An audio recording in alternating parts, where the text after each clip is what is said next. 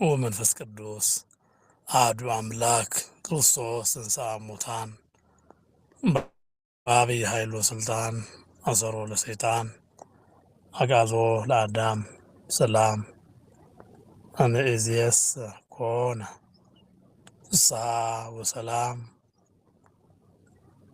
ክቡራት አቦታትና እንተ እግዚአብሔር ካህናት የአሕዋትና ዲያቆናት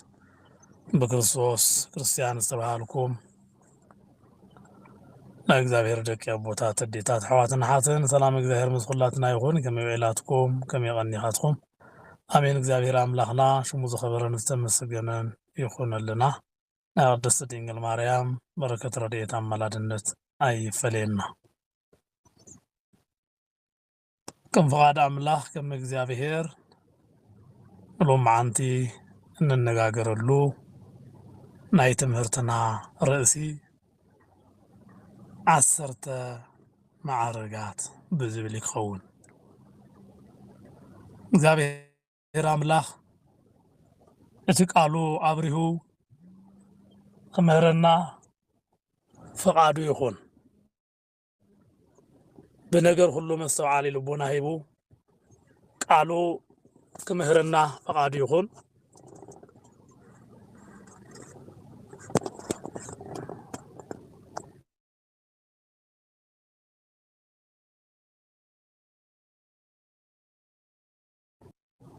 እቶም 10 ማዕርጋት ዝበሃሉ ብዝተኸኣለ መንገዲ ሓቢርና ክንርኢ ኢና ማለት እዮም። ንሳቶም እውን ናይ ቅድስና ማዕርጋት ናይ ቅድስና ደረጃታት እዮም። እዞም ናይ ቅድስና ደረጃታት ብዝተኸኣለ 10 ማዕርጋት ዝበሃሉ ደረጃታት ኣለዉ ኣብ ቤተ ክርስቲያንና። ስለዚ ንዓኣቶም ኢና ክንዝርዝር ማለት እዩ። ብመጀመርታ እቶም 10 ማዕርጋት ኣብ 3 ከፊልና ክንሪኦም ኢና። እቶም ኣብ ቀዳማይ ደረጃ ዝስርዑ ንጽሐ ስጋ ተባሂሎም ይጽውዑ። ብኻልኣይ ደረጃ ንጽሐ ነፍስ ተባሂሎም ዝዝርዘሩ እዮም ማለት እዩ። ብሳልሳይ ደረጃ ንጽሐ ልቦና ኣብ 3 ዝመደብናዮም እዞም 10 ማዕርጋት ዝበልናዮም ጉዳያት ዝተኸኣለ መንገዲ ቅልል ብዝበለ ክርዳኣና ብዝኽእል ብዘላትና ሕፅር ዝበለት ደቂቓ ክንነጋገር ኢና። ክርስቶስ ኣምላኽና በመጀመርታ ንዓና ብቅድስና ህይወት ክንኸይድ ምእንታን እግዚአብሔር ቅዱሳን ክንኸውን ኣቐዲሙ ነጊሩና እዩ። ምስ ናይ እግዚአብሔር ኣምላኽ መንገዲ ክንጓዓዝ ብቅድስና ህይወት ክንኸይድ እግዚአብሔር ንኹላትና መሪፅና እዩ። እዚ ከዓ ኣነ ቅዱስ ስለዝኾንኩ ንስኻትኩም እውን ቅዱሳት ዝኾኑ ኢሉ ነጊሩና ኣሎ። ኣብዚ ዓለም እዚኣ ክንነብር ከለና ሓደግቲ በቀል ሓደግቲ ቂም ኮይንና ንመለኮታዊ ኣሰራርሓኡ ምችዋት ኮይንና ንቃሉ እዙዛቱ ኮይንና ክንነብር እግዚአብሔር ይነግረና ኣሎ። በዚ ከዓ እቶም 10 ማዕርጋት ክንበፅሖምን ክንነብሮምን እግዚአብሔር ኣምላኽና ኣዚዙና ኣሎ። እዞም መንገድታት እዚኣቶም ናብ ዓብይ ቅድስና እንበፅሓሎም ዝርዝር መኸዲ መንገዲ ወይ ከዓ ናብቲ ናይ እግዚአብሔር ጸጋ እንበፅሓሎም መንገድታት ከም ዝኾኑ ይነግረና ኣሎ። ሓደ ሰብ ብስጋ ንጹህ ክኾን ይግብኦ፣ ንጽሐ ስጋ ክህልዎ ይግባእ። ነዚ እዩ እግዚአብሔር ቅዱስ ጳውሎስ ኣብ ዝጸሓፈልና መልእኽቱ ናብ ሮሜ 7 ምዕራፍ 6 ከፍቕዲ 12 ከምዚ ዝብል ቃል መዝጊቡልና ኣሎ።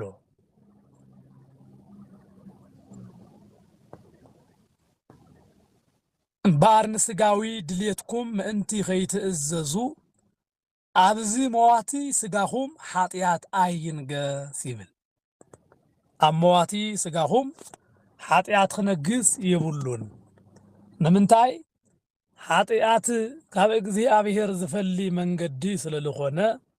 ኣብ ህይወትኩም ሓጢአት ኣይንገስ ክብል ይነግረና ኣሎ ሓጢያት ኣብ ስጋና ክነግስ የብሉን ንስጋዊ ድልየትኩም ድልዋት ኣይትኾኑ ክብል ይነግረና ኣሎ ስጋዊ ድልየት ማለት ካብ መንፈሳዊ ኣተሓሳስባ ወይ ከዓ ካብ መንፈሳዊ ኣነባብራ ብተጻራሪ ጎኒ ደው ምባል እዩ ቅዱስ ጳውሎስ እውን ከምዚ ይብል ከም ፍቃድ ስጋ እንተነበርኩም ክትሞቱ ኢኹም ነቲ ተግባራዊ ተግባራት ስጋ ብመንፈስ እንተቀቲልኩምዎ ግና ብህይወት ክትነብሩ ኢኹም ይብል ሮሜ ምዕራፍ 8 ካብ ፍቅዲ 3 ኣብዚ ምዕራፍ ከዓኒ ከም ፍቃድ ስጋ ምንባር ሞት ከም ዝኾነ ይነግረና ኣሎ ብስጋ ሐሳብ ምንባር ማለት ብዘይ ንጽሃ ስጋ ምንባር ማለት እዩ እዚ ንጽሃ ስጋ ኢልና ዘለዓልናዮ ስጋና ንጹህ ገይርና ተዘይነይርና ካብ ዝሙት ተዘይርሒቕና ካብ ስርቂ ተዘይርሒቕና ካብ ዓለማዊ ድልየታት ሁሉ ተዘይርሒቕና ንመውት ኣለና ከምቲ ፈቃድ ስጋ ማለት ስጋና ድልየት ስጋና ኣማሊእና ንነብር እንተኾይንና ሞት ኢና ከም ፈቃድ ስጋ እንተነበርኩም ክትሞቱ ኢኹም ይብለና ኣሎ ስለዚህ ንጽሃ ስጋ ምሕላው ማለት ካብ ሞት ንገዛእ ርእስኻ ምሕላው ማለት እዩ ንጽሃ ስጋ ማለት ኣብ ዓለም ካብ ዘሎ ሞት ንገዛእ ርእስኻ ምክልኻል ማለት እዩ ስለዚህ ናይ ድፍረት ሓጢያት ከይገዛኣኒ ንዓይኒ ባርያኻ ሓልወኒ ሽዑ ፍጹም ክኸውን እየ ካብ ዓብይ ሓጢያት እውን ክነጽህ እየ እንዳበልና ከም ዳዊት ክንዝምር ይግባአና ናይ ድፍረት ሓጢያት ንስጋና የበላሽዋ እዩ መዝሙረ ዳዊት መዝሙር 19 ካብ ፍቅዲ 13 ናይ ድፍረት ሓጢያት ከይገዛኣኒ ንዓይኒ ባርያኻ ሓልወኒ ይብል ሽዑ ፍጹም ክኸውን እየ ይብል እግዚአብሔር አምላክ በፍጽምና መንገዲ ይምርሐና ናይ ድፍረት ሓጢያት እንተገዚኡና ኣብ ስጋና እንሰርሖ ነገር ኣብ ስጋና እንፍጽሞ ነገር ኣይንፈልጥን ኢና ሓደራ ናይ እግዚአብሔር ደቂ ኣብ ስጋኹም ሓጢያት ከይነግስ ሓደራ ብስጋኹም ሓጢያት ከይነግስ ኩሉ ግዜ ኮይንና ክንብር ዝግባአና ናይ ድፍረት ሓጢያት ከይገዛአና ንእግዚአብሔር ክንልምኖ ይግባአና በታ ቀዳመይቲ መዓልቲ ዝሰራሕናዮ ናይ ድፍረት ሓጢያት ንታት ቅጽል ዘመናን ዕድመናን እተበላሹ እያ ትኸውን ስለዚህ ከም ፈቃድ እግዚአብሔር ዳ ክንነብር ይግባአና እምበር ከም ፈቃድ ነፍሲ ከም ፈቃድ ስጋና ክንነብር ኣይግባአና ስለዚህ እዩ ንጽሃ ስጋ ክንሕሉ ይግባአና እዞም ንጽሃ ስጋ ዝተባሃሉ ከዓኒ ዞም ዝርዝርናዮ ማለት እዚኣቶም ሁሉ ክንፍጽም ስለዚህ ይብልና ስለዚህ በመጀመርታ ወድሰብ በመጀመርታ ንጽሃ ስጋ ክሕሉ ይግብኦ እቲ ዝሓለዎ ንጽሃ ስጋ ናብ ንጽሃ ነፍሲ ስለዘብጽሖ ማለት እዩ ሰውነትና ሁሉ ስጋና ሁሉ ብንጹህ ገይርና ክንሕሉ ይግባአና እዞም ንጽሃ ስጋ ዝተባሃሉ ሰለስተ እዮም ጽማዌ ልባዌ ጣዕመ ዝማሬ ይባሃሉ እዚኣቶም ንጽሃ ስጋ ማዕርጋ ተባሂሎም ይጽውዑ ስጋና ካብ ምንጻህ ስጋና ካብ ምቅዳስ ንስጋና ካብ ዘይምእዛዝ እንረኽቦም ጸጋታት ማለት እዮም ጸጋታት ማለት እዮም ምናልባት ከይተሓዋወሱና እዞም ናይ ንጽሃ ስጋ ማዕርጋት ብዝተወሰነ መንገዲ ንርአዮም ንጽሃ ነፍስን ንጽሃ ልቦናን ኣለው ንጽሃ ነፍሲ ናይ ባዕሉ ንጽሃ ልቦና ናይ ባዕሉ ኣሎ 10 ማዕርጋት ኢልና ተነጋጊርናዮም ኢና እቶም ንጽሃ ስጋ ዝበሃሉ ማዕርገ ጸማዊ ዝበሃል እዚ ማዕርግ እዚ ናይ መጀመርታ እዩ እዚ ናይ ስጋ ንጽህና ናይ ስጋ ማዕርግ ተባሂሉ ዝጽዋዕ ናይ መጀመርታ መንገዲ ቅድስና እስካዕ ከዊነ እሳት ዘብጽሕ መጀመርታ እዚ እዩ እዚ እውን ኣብ ህይወትካ መስተውዓሊ ምዃን ማዕርገ ጽማዊ እዩ ሰባት ኣብ ልቦም ዘስተውዕሉ እንተኾይኖም ብትዕግስቲ ዝተመልኡ እንተኾይኖም ፈሪሃ እግዚኣብሔርን ትሕትናን ዘለዎም እንተኾይኖም ንገዛእ ርእስና ንባዕልትና ብባዕልትና ፍርዲ ናይ መሃብ መዐቀኒ ፍርዲ ኣብ ሂወትና ምቕማጥ እንተጀሚርና እዚ ናይ ንጽሃ ስጋ መጀመርታ መዓረግ ይበሃል። ንገዛእ ርእስኻ ምምርማር ምንቲ ዝገበርናዮ ነገር ኩሉ ኣመላሊስና ምሕሳብ ጥፍኣት እንተሰሪሕና ቀልጢፍና ይቕርታ ምሕታት ሓጢኣት እንተገይርና ቀልጢፍና ንስሓ ምእታው በዲልና እንተኾይና ይቕረብ ምባል ንዝበደሉና ይቕረብ ምባል እዚኣቶም ኩሉ ኣብ መጀመርታ ማዕርገ ጽማዌ ዝተባሃለ ሓሳብ ዝስርዑ እዮም ማለት እዮም። ካብዚ ኣብዚ ማዕረግ እዚ ዝበጽሑ ምእመናን ወይ ከዓ ናይ እግዚአብሔር ደቂ ክርስቶሳውያን ንእግዚአብሔር ጥራይ እዮም ዝዝክሩ ኩሉ ነገር ንእግዚአብሔር ብምግዳፍ ናይ ዝዓለም ውፃእ ውረድ ናይ ዝዓለም ዝሓሳብ ናይ ዝዓለም ዝድልየት ዝኩሉ ነገራት ናይ ምግዳፍ ሓሳብ እዩ ኣብ ልቦኖም ዝመጽእ። ኣብዚ ደረጃ ዝበጽሑ ምእመናን ብነገር ኩሉ እግዚአብሔር እዮም ዝዝክሩ ብሞቶም ይኹን ብድሕነቶም ብውድቀቶም ይኹን ብምልዓሎም ብኽብሮም ይኹን ብውርደቶም ብምርካብ ይኹን ብምስኣኖም ኣብዚ እዋን ኣብዚ ደረጃ ዝበጽሑ እግዚአብሔር እዮም ዝዝክሩ ስለ ኩሉ ነገር እግዚአብሔር እዮም ዘመስግኑ ነገር ሁሉ ንሰናይ ነገር እዩ ናብ ዝብል ደረጃ ዝበጽሑ ምዃኖም የርእየና ማዕረገ ጽማዌ ዝተባሃለ ማለት እዩ። እግዚአብሔር ስለ ዝዝክሩ ኣብዚ ዓለም ዘሎ ነገር ኣይፍርሖምን ኣብዚ ዓለም ዘሎ ነገር ኣይተሓሳሰቦምን ስለ ዓለም ነገር ወይ ከዓ ስለ ዕድሚኦም ስለ ኣነባብሮኦም ስለ ምቹው ኩነታት ኣነባብራ ዓለም ስለ ምርካብ ስለ ምስኣን እዚኣቶም ኩሉ ኣብዞም ማዕረገ ጽማዌ ዝበጽሑ ደቂ ሰባት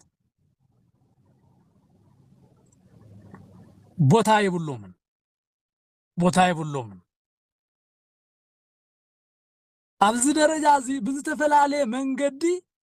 ናይ እግዚአብሔር ስራሕ ድንቂ ናይ እግዚአብሔር ቸርነት ምርኣይ ይኽእሉ እዮም። ንኣብነት ቅዱሳን መላእኽቲ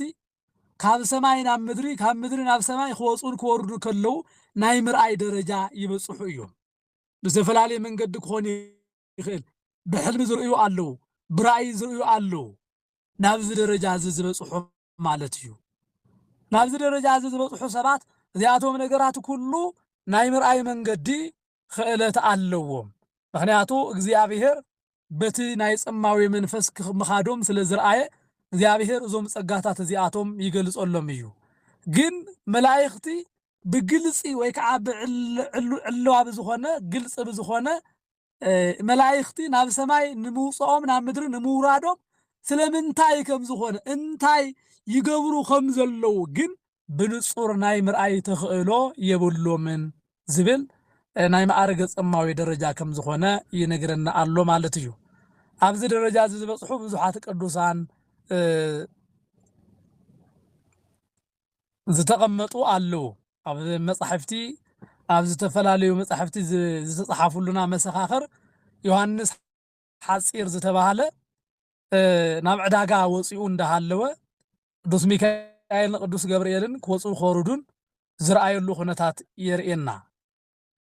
ነገር ግን ነቲ ኣብ ዕዳጋ ሒዝዎ ዝነበረ ኣቕሓ እቲ ዕዳጋ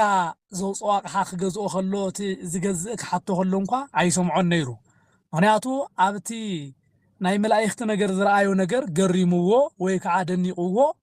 እዚ ነገር እዚ እንታይ እዩ ክብል ይዕዘብ ነይሩ። ና መላእኽቲ ብምርኣይ እውን መን ይበልጽ ካብዞም መላእኽቲ ካብዞም ዝወፁን ዝወርዱን ዘለዉ ብኽብሪ ኣየና ይብልጽ እንዳበለ ብተመስጦ ኮይኑ ክዛረብ ከም ዝተሰምዐ እቲ ክገዝእ ዝመፀ ሰብ ከዓኒ እዚ ሰብስ ዕውድ እዩ ክብል እስካዕ ምጥርጣር ወይ ከዓ እስካዕ ምንጋር ዝበፅሐሉ ኩነታት እዩና ንርኢ ማለት እዩ እዚ ማዕርገ ጽማዌ ዝበልናዮ ንጽሐ ስጋ ብምኽባር ስጋና ካብ ርኩሰት ብምክልኻል ስጋና ካብ ዓለማዊ ስጋ ካብ ዓለማዊ ኣነባብራ ኣብ ዓለም ኮይንና ኣብ መንፈሳዊ ኣነባብራ ንስጋና ኩሉ ግዙእ ንእግዚአብሔር ብምግባር እንረኽቦ ጸጋ ምዃኑ ይነግረና ኣሎ እዚ ማዕርገ ጽማዌ ዝተባሃለ ስጋና ብምንጻህ ስጋና ብምቅዳስ ንእግዚአብሔር ቅዱስ ጌርና ብምቕራብ እንረኽቦ ማዕርግ ከም ዝኾነ እዩ መላእኽቲ ካብ ሰማይ ናብ ምድሪ ካብ ምድሪ ናብ ሰማይ ከምኡውን ኣብ ቤተ ክርስቲያን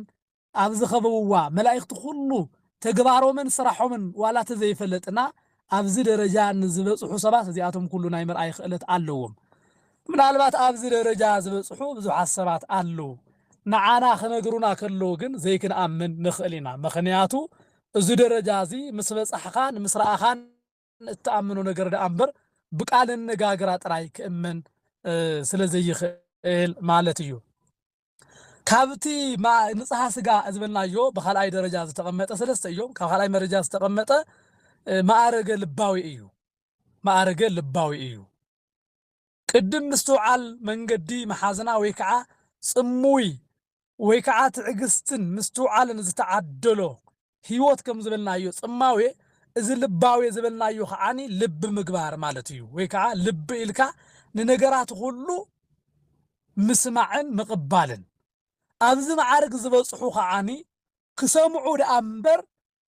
ከስምዑ ወይ ከዓ ክናገሩ ኣይረኣዩን ክንገሮም ደኣ እምበር ክናገሩን ከእምኑን ኣይኮነን ዝስምዑ ኣብዚ ደረጃ ዝበፅሑ ትምህርቲ ጥራዮም ዝደልዩ ዝፈልጥዎ ይኹን ዘይፈልጥዎ ይኹን ክንገሮምን ክሰምዑን ድሌት ዘለዎም ሰባት ካብ እግዚአብሔር ቃል ንምክፋል ኩል ጊዜ ኣእምሮኦም ዝተዳለወ መምህር ከይመረፁ ማንም የምህር መንም እግዚአብሔር ከም ዝኾነ ዝምህር መሃራይ እግዚአብሔር ምዃኑ ብምእማን ናይ እግዚአብሔር ቃል ንከኣምኑ ኣእምሮኦምን ልቦናኦምን ዘዳለው ሰባት እዮም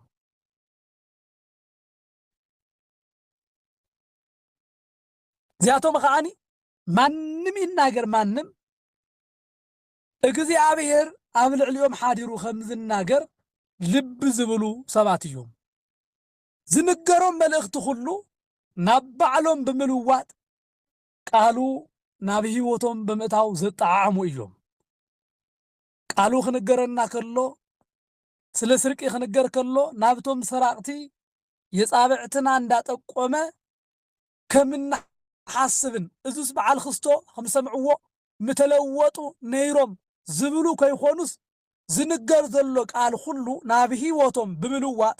ናብ ባዕልቶም ብምውሳድ እዚ ንዓይ እዩ እቲ ዘማዊ ዝብል ቃል ኣነ እየ ንዓይ እዩ ዝፀርፈኒ ዘሎ ንዓይ እዩ ዝግስፀኒ ዘሎ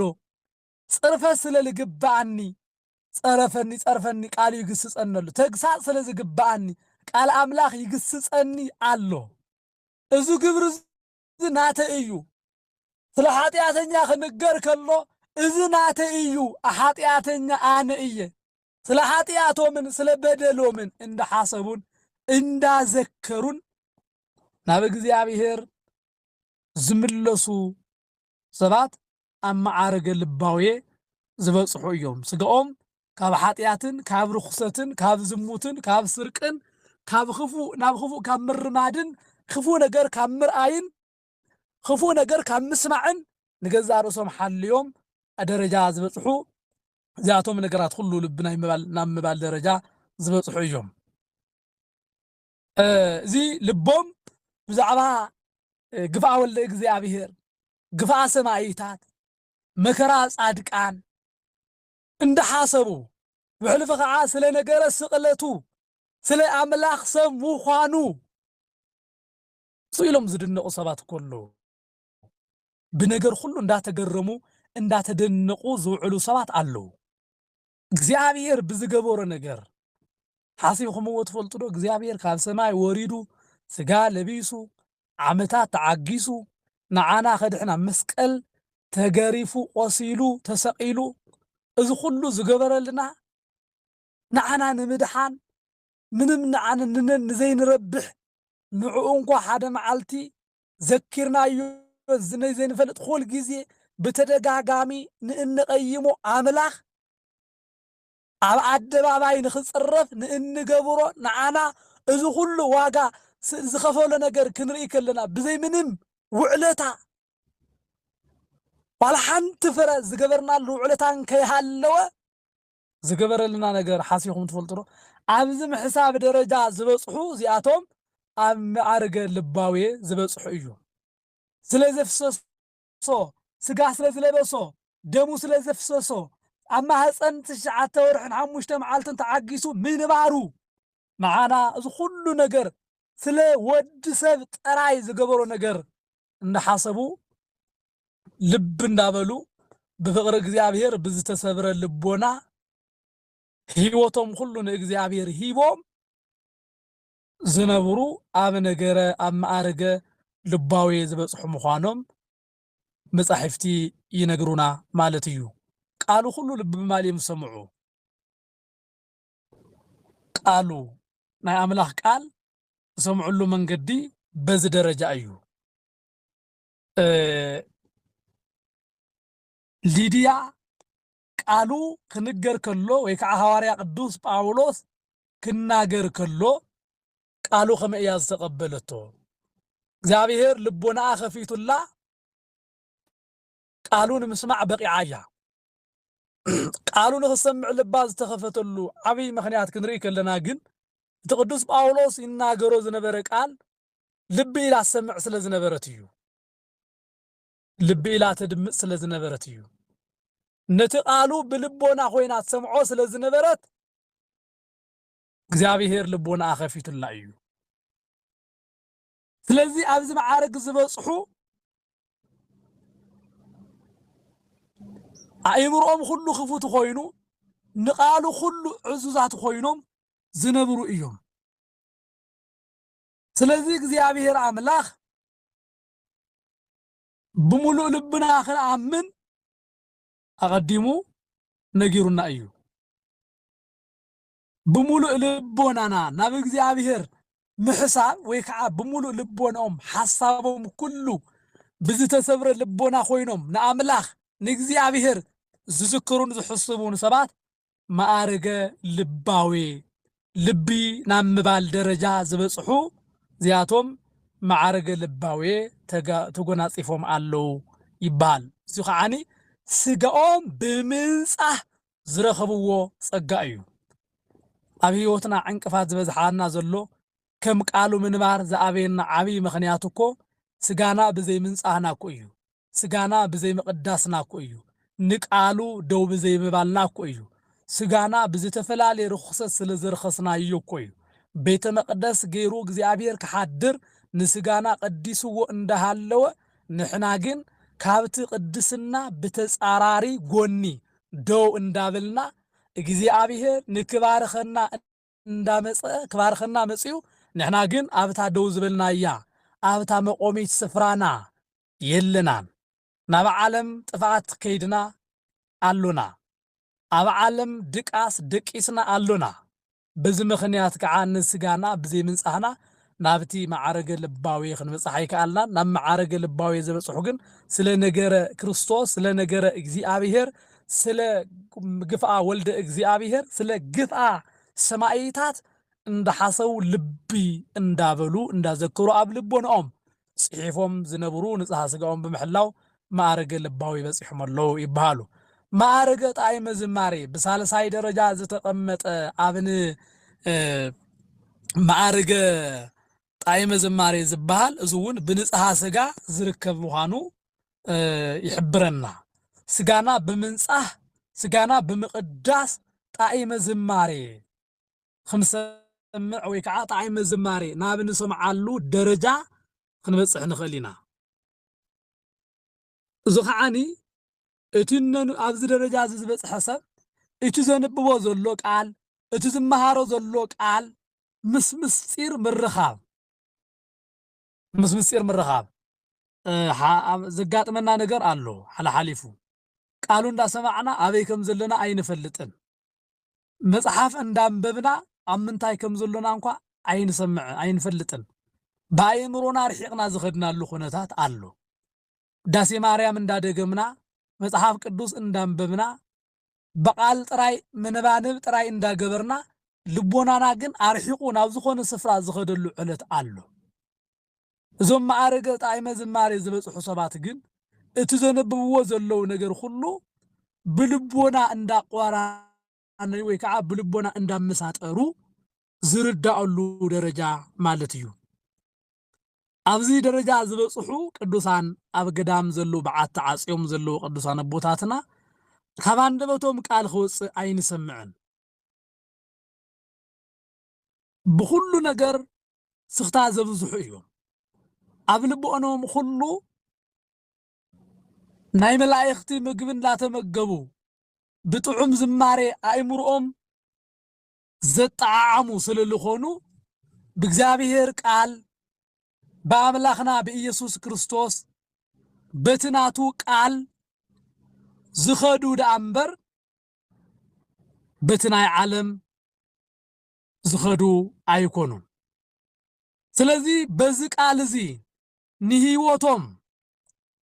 ዝመርሑ ስለልኾኑ ቃሉ ብምስማዕ ቃሉ ኣብ ህይወቶም ብምግባር ንእግዚአብሔር ዝሐጉሱ ኣብዚ ዓብይ ደረጃ እውን ዝበጽሑ እዮም ጣዕመ ዝማሬ ማዕረገ ጣዕመ ዝማሬ ዝበጽሖም ንብሎም እዚ ብቃል እግዚአብሔር አእምሮኦም ኩሉ ብእግዚአብሔር ጣዕሚ ብእግዚአብሔር ጥዑም ዜማ ብቅዱሳን መላእክቲ ዜማ ዝተቃነዩ እቲ ዘንብብዎ ነገር እቲ ዝሰምዕዎ ነገር ሁሉ ምስጢሩ ዝርድኦምን ዝፈልጡን እዮም እዚኣቶም ሰባት ካብ አንደበቶም ጥዑም ንግግር ካብ ምውፃእ አእምሮኦም ሁሉ ብትዕግስቲ ዝተመልአ ዝሓዝዎ ነገር ንኻልኦት ንምሃብ ዘይስስዑ ሳስዕ ዘይብሎም ኣብ ህይወቶም ኣብ ንጽሃ ስጋኦም ትሕትና ገንዘብ ዝገበሩ ጸሎት ካብ አንደበቶም ዘይፍለይ እቲ ዝጽልይዎ ጸሎት እውን ብምስጢሩ ዝተረድኦም ከምባኮስ ምስጢሩ ከይተረድኦ ዘንብብን ዝጽዕርን ከም ዝነበረ ከይኾነስ ተረድይዎም ምስጢራት ኣብ ህይወቶም ገይሮም ዝነብሩ ማለት እዮም ጸሎት ምስጢሩ ኣብ ኢዶም ምጽዋቱ ኣብ አእምሮኦም ትሕትነኡ ንጽህና ኣብ ሰውነቶም ገይሮም ዝነብሩ ሰባት እዮም እዚኣቶም ንጽሃ ስጋኦም ብምሕላው ኣብ ማዕረገ ጣዕመ ዝማሬ ዝበጽሑ ማለት እዩ ሓደ ታሪኽ ዝነግረና ኣብ መጽሓፍ ኣብዚ ማዕረግ ዝበጽሐ ሓደ ባሕታዊ ንብዙሕ ዘመናት ኣብ ሰማያት ትነብር ኣቦና እንዳበለ ይነብር ነይሩ ድሓር መልእክተኛ መጺኡ ኣብ ሰማያት ትነብር ኣቦና ጥራይ ኣይትበል ደኣ ቀጽለሉ ኢኻ ስምካ እውን ይቀደስ በሎ ይብል ታሪኽ ነገር ግን እንታይ ኢሉ መሊስዎ እቲ አቡነ ኣቦና ዝብል ኃይለ ቃል ምስጢሩ ረቂቅነቱ ጣዕሙ ኣብ ኣፈይ ከም ስኳር ከም ጨው ኣብኡ እንዳመኸኸ ኣይጽገብ ኢልኒ በለ እቲ ኣብ ህይወቱ ዘጋጠሞ ባሕታዊ አቡነ ዝብል ቃል እዚ ቃል ምስጢር ኮይኑ ኣብ ልቦናኡ ስለዝኣተወ ካብዚ ክሓልፍ ይከኣልን ኣብ ኣፉ እንዳመኸኸ ልክዕ ስኳር ወይ ከዓ ዝኾነ ነገር ብጣዕሚ ዝመክኽ ነገር ኣለዎ ዶ ክሓልፍ ዘይኽእል ወይ ከዓ ንሱ ጣዕሙ ገዲፍካ ናብ ካሊእ ጣዕሚ ክትኸደሉ ዘይትኽእል ጣዕመ ዝማሬ ስለቲ ቃል ኣልዒሉን ተናጊሩን ምጽጋብ ኣይከኣለን ካብዚኣ ክሓልፍ ይከኣለን ዝብል ታሪኽ ኣሎ ኣቡነ ዘበሰማያት ክንደግም ከለና ኣብ ሰማያት ትነብር ኣቦና ኢልና ኣብ ደረጃ ስለ ዘይለና ኣነ እንኳ ዘጋጠመኒ ኣብ ጸሎት እንኳ ብዝኾነ ሓሳባት ኣብ ዓለም ክነብር ከለኻ ይጨናንቕ እዩ እና ኣቡነ ዘበሰማያት ከይወዳእናዮ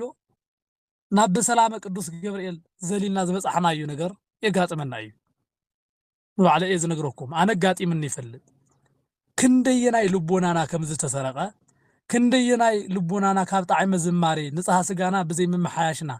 ንስጋና ድልውቲ ንእግዚአብሔር ብዘይ ምግባርና ዘጋጥመና እዩ እና ኣቡነ ዘበሰማያት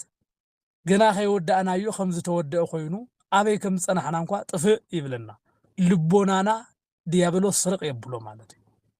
ገጢምኒ ይፈልጥ እዩ ንዓይ እና እዚ ባሕታዊ ወይ ከዓ ዝመናኒ ግን ኣብ ሰማያት ትነብር ኣቦና ኣቦና ኣቦና ይብል እዚ ቃል እዚ ምስ ምስጢር ስለ ዝተረድኦ እኮ እዩ እስኪ ንእሽቶ ንሕሰቦ ንሕና ኸ እቲ ኣብ ሰማይ ዝነብር ናይ ኩሉ ፈጣሪ ንዓና ኣቦና ኮይኑ ብጸጋ ወሊድና እዩ ብቃሉ ወሊድና እዩ ብዘይጠፍእ ልደት ወሊድና እዩ ንሕና ሰባት ኃጢአተኛታት ኮይንና እንዳሃለውና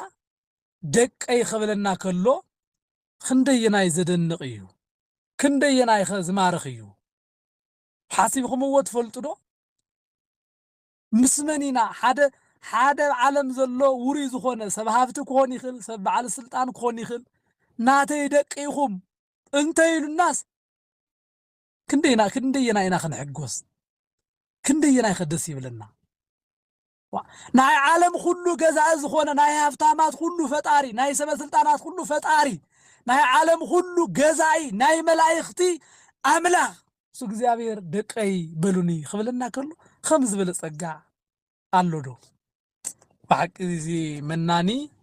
ዝበሎ ነገር ዓብይ ነገር እዩ መልአኽ እኮ እዩ ይትቀደስ ስምካ ዶ ይቀደስ ደበሊ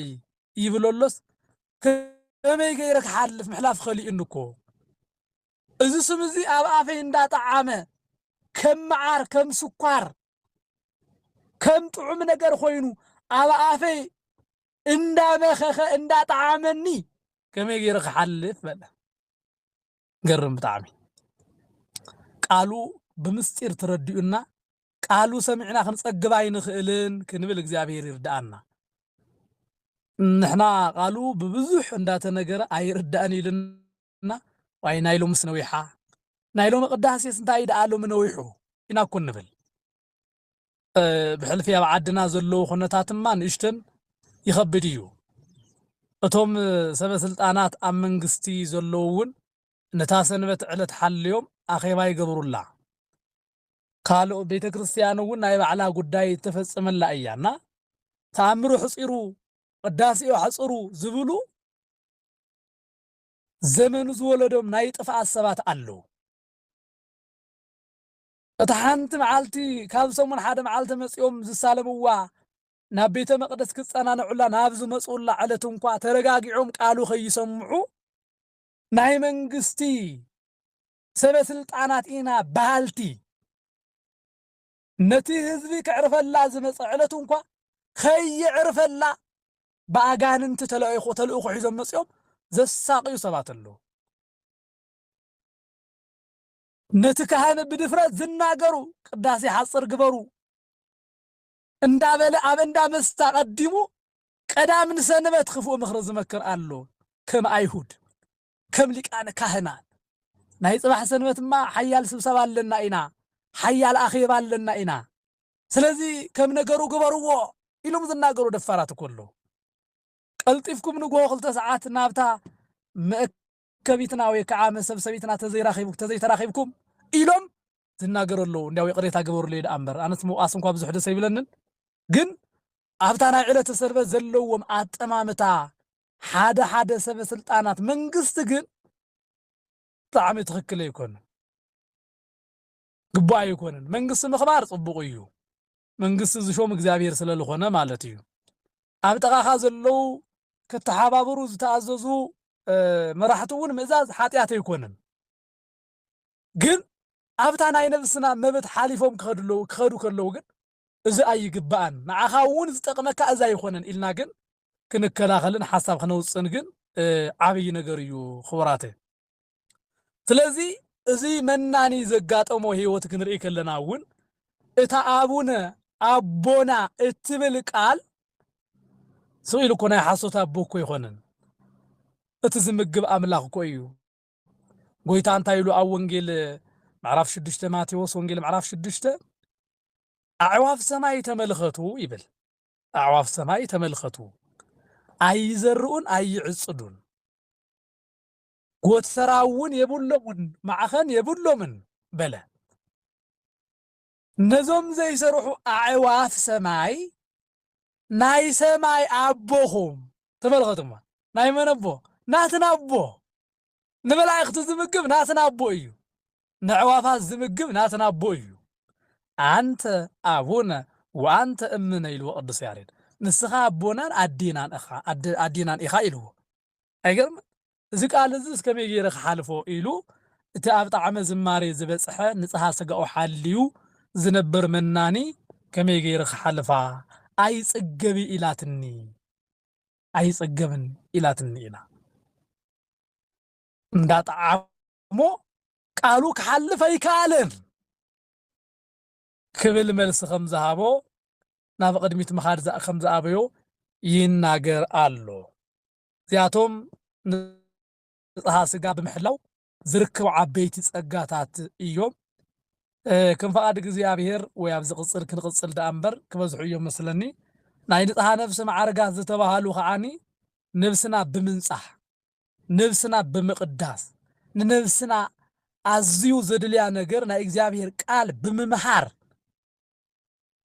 ስጋና ብምሕላው ነብስና ከዓ ብምንጻሕ እንረኽቦም ነገራት ኣለው ቀጽሎም ብደረጃ ካብዚኣቶም ዝዓበዩ ማለት እዮም ኣብ ዝቕጽል ከም ፈቃድ ኣምላኽ ከም እግዚኣብሔር ክንርእዮም ኢና ንጽሃ ልቦናን ንጽሃ ነፍስን ዝበሃሉ ኣለው ስለዚ 7 ተሪፎምና ኣለው ወይ ኣብ ዝቕጽል ሰሙን ክንርእዮም ኢና ከም ፈቃድ እግዚኣብሔር ኣብ ዝኾነ ዕለት ከዓ ኣቲና ክንነጋገር ኢና ምናልባት ሰዓት ከይሕዘኩም ምእንታን ብሩኻተይ እግዚአብሔር ሰማዕናዮ ኣብ ልቦናና ይጽሓፈልና ንጽሃ ስጋና ሓሊና ክንበጽሖም ዝግባአና ደረጃ እግዚአብሔር ዝሃበና እዩ ሞ ኣብዞም ደረጃታት በፂሕና ንኣምላኽና ንእግዚአብሔር ሓጒስና ንነብስና ንስጋና ጠቒምና ክንነብር እግዚአብሔር ይርዳአና ይሓግዘና ካብ ክፉእ ነገር ሁሉ መድኃኔ ዓለም ብቸርነቱ ብምሕረቱ ይሰውረና ናይ ቅድስተ ቅዱሳን ናይ ድንግል ማርያም ናይ ቤዛዊት ዓለም ኣማላድነታ ረድኤታ ይፍለየና ናይ ቅዱስ ኡራኤል በረከት ረድኤት ናይ ቅዱስ መስቀሉ ሓይሊ በረከት ምስ ኩላትና ይኹን አሜን